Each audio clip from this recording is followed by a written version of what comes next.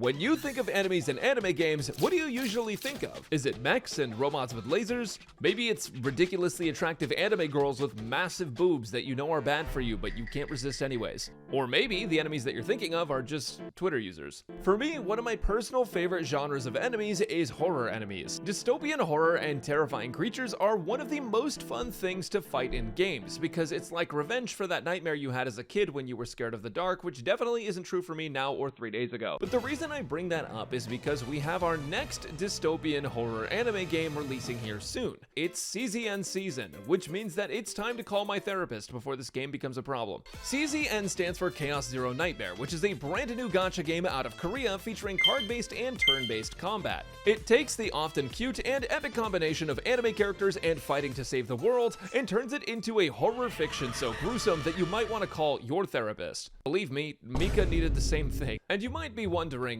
Brax, this is different from your usual game you cover. And to that I say, yes, yeah, it is. Chaos Zero Nightmare reached out to sponsor this video, and not only was rent due, but the game was actually fun. In fact, it's probably one of the most fun gacha games to release this year, featuring card-based combat and roguelike progression that reminds me of Slay the Spire. But naturally, Chaos Zero Nightmare is better because, you know, anime girls. Story synopsis incoming. Chaos Zero Nightmare is a dark, story-driven mobile tactical RPG set in a dystopian future where the fabric of reality is constantly unraveling. At the center of the crisis is an all-consuming phenomenon known as chaos, a mysterious, corrupting force that defies logic and warps everything that it touches. Planets consumed by chaos fall into madness, their landscapes twisted, their inhabitants transformed into hostile, nightmarish beings. The story begins in the aftermath of humanity's greatest failure, the fall of Earth. Despite advanced technology and global efforts like the Chaos Zero project, Earth was unfortunately overtaken by chaos. A particular area known as the Blue Pot became the origin point of incomprehensible events. Earth became considered a lost world, abandoned, feared,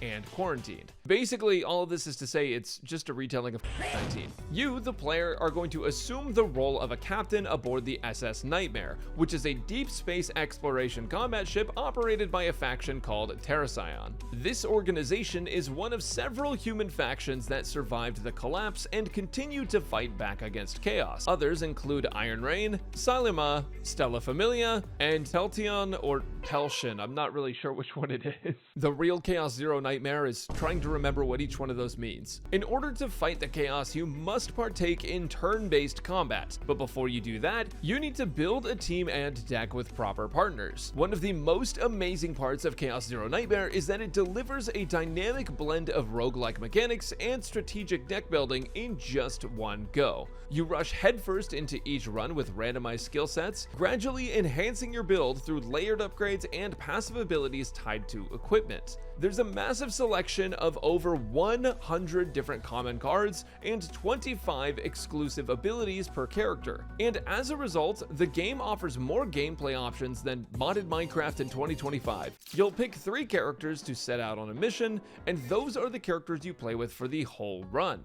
You will also need to equip solid partners, which are essentially like weapons in this game. They'll each have their own abilities that can massively help in a pinch, or just enhance your already existing synergies. Some of these cards, even the low tier ones, can be very useful, especially early on in the game, so I'd be careful about underestimating them based on their tier. But okay, let's talk about the actual combat now. When your turn starts, you'll have a certain amount of resources to spend, and you'll draw 5 cards. Each card will have a different ability, and some can be comboed together to dish out crazy damage. An experienced player and a new player will show a pretty big difference in performance, because knowledge is power in this game. Just knowing what cards proc different abilities adds a whole other layer of depth to the gameplay, because you can have one turn go from using 3 cards to using 7 with the right setup. And as the game goes on, that list of combos continues to grow. While you're doing your run, you'll also have a combined health bar at the top of your screen and individual character stress levels. When a character is attacked, their stress increases, and when it maxes out, your character gets mind broken. And I'm not even exaggerating, by the way. Which leads me to the 12th moral dilemma I had when making this video, which is whether or not I should find these traumatized women attractive. As for the roguelike elements, in almost every single game mode of Chaos Zero Nightmare, you'll go from room to room, some with combat, events, campsites, equipment, or elites, and over time you'll pick and select buffs. You can see a full map of the rooms past and upcoming, and you'll want to plan out your pathway to take advantage of campfires, gathering equipment, and also take advantage of elite rewards whenever you're not at risk of dying. But by far, one of my favorite things about Chaos Zero Nightmare is that after your runs, you actually get to save the gear that you gained for that character on their run, meaning that your character's strength is tied to how good of a roguelike run you've had in the past. It makes you feel like you worked really hard for that gear and setup, but also due to how buffs and equipment work in the game, it makes it worth having multiple build options for characters. For a gacha game, it has a ton of reasons to keep playing that aren't just daily FOMO tactics,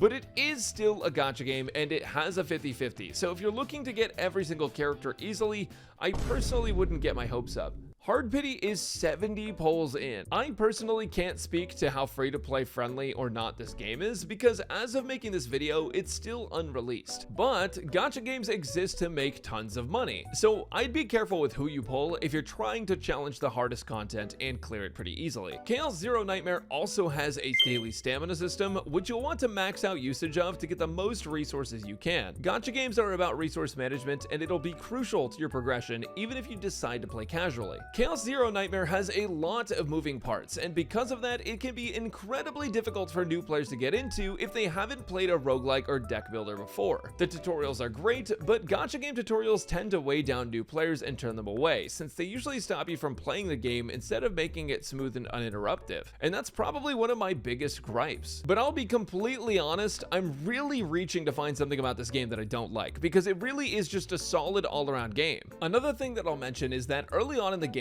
it isn't that challenging and overall doesn't feel as satisfying to complete a run as it does later on when you're getting more gear and better buffs. On top of that, it's impossible to tell if the difficulty is going to be high in endgame, since a lot of gacha games' game difficulty is directly tied to how lucky you are. And this is a roguelike, and so a lot of it will be luck. But there is a hardcore mode confirmed by the developers, which is meant to push players to the limits even if they're roguelike veterans. Roguelike vets and casual players can enjoy Chaos Zero Nightmare with a little bit of learning, and the curve is actually paced very well with the information given in game. The tutorial takes you through every aspect of combat and roguelike mechanics, making it very easy to start for the first time. But I'm sure that's not the only thing you guys are here to find out, because for some reason, I figured out that a lot of you actually care about my opinion.